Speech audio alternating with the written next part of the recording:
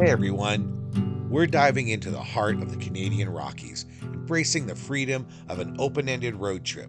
The only point in our map, the rejuvenating waters of the Fairmont Hot Springs.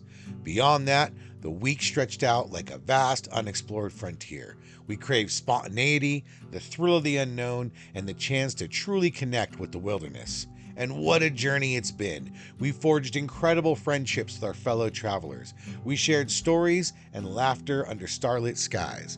We navigated the challenges of the distant wildfires and encountered breathtaking wildlife. We discovered a profound respect for the raw, untamed beauty of Alberta. And this is more than just a road trip, it's a story of discovery, resilience, and the sheer magic of the outdoors. We've explored Banff and Alberta before, but under the constraints of a pandemic-era itinerary. Every moment was scheduled, every vista was fleeting and tense. This time we crave something different, the freedom to wander, to linger, to truly immerse ourselves in the landscape.